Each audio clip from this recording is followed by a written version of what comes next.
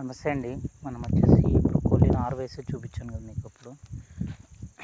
మేము ట్రాన్స్ప్లాంట్ కూడా చేసాము. ఇదంతా బ్రొకోలీనే. గ్రోత్ అయితే పర్లేదండి.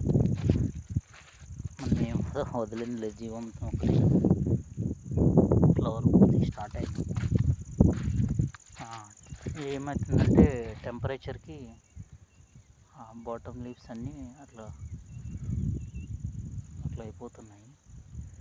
ఇంకా టెంపరేచర్ పెరుగుతుంది కాబట్టి అందుకని చెప్పి మనం టన్నల్ సిస్టంలో క్రాప్ కవర్ తీసుకోవడం జరిగింది. అంటే ఆకుకూరలకు ప్రీవియస్ అట్లా ఆకుకూరలకు వేసాము.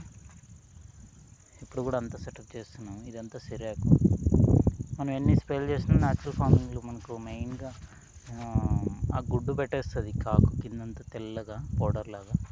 అది మనకి ఏం పనికిరాదు. ఇంకా ఒకసారి అది పౌడర్ ఫామ్ అయిన తర్వాత వేస్ట్. అలా కాకూడదని చెప్పి మనం అలా లీఫ్ వెజిటేబుల్స్కి అది చుక్కాకు మనం ఇప్పుడు కవర్ వేసింది. అది లేకపోతే మనకు ఈ చలి మంచుకి ఆకులన్నీ నల్లగా అయిపోయి బూడిదలాగా ఎండిపోతుంది చెట్టు. అది చాలా పెద్ద సమస్య మనకు చుక్కాకులు. బ్రొకోలీ ఫ్లవర్ వస్తుంది. ఇవన్నీ చాలా దాకా వస్తున్నాయి. మేము ఏదో ట్రయల్ చూద్దామని చెప్పి కొద్దిగా వేసాము ఈ ఇయర్. నెక్స్ట్ ఇయర్ ప్రతి కంటిన్యూగా అన్ని క్రాప్లు లాగా బ్రొకోలీ కూడా కల్టివేట్ చేద్దామని చెప్పి అనిపించింది మాకు. ఈ టనల్ సిస్టంలో ఇప్పుడు మళ్ళీ నారేసి చూద్దామని చెప్పి అనుకుంటున్నాము. ఫైనల్గా అయితే బ్రొకోలీ వచ్చిందండి, మనకు స్టార్ట్ అవుతుంది.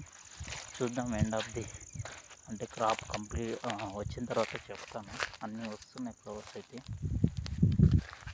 నార్మల్ స్ప్రేయింగ్ అండి, పెద్దగా స్ప్రేయింగ్ అయితే ఇప్పటివరకు ఏం అవసరం రాలేదు నాకు. చెప్పాలంటే ఒక 2 సార్లు చేశాను అంతే. అది పుల్లటి మజ్జిగ తప్ప ఏమీ స్ప్రే చేయలేదు. ఇప్పుడైతే కవర్ అయ్యాలని చెప్పి అన్ని స్టిక్స్ అన్నీ రెడీ చేసాము. మనకు సన్లైట్ నుంచి మనకు డ్యామేజ్ కాకుండా ఉంటుంది. రెండోది పురుగు నుంచి. దాంతోపాటు మనకు ఎక్కువ సన్లైట్కి ఎక్స్పోజ్ అయిన చెట్టుకి మన క్రాప్ కవర్ ఉన్న దానికి చాలా వ్యత్యాసం ఉంటుందండి. క్వాలిటీ కానీ చాలా బాగా అనిపిస్తుంది మనకు. బట్ న్యాచురల్గా పండిన దానితో అంటే కాదని చెప్పచ్చు. బట్ పురుగు వీటన్నిటి నుంచి మనం కొత్తగా వేసాం కాబట్టి అట్లా కూడా కవరేజ్ చూద్దాము, మళ్ళీ సమస్య రాకూడదని చెప్పి.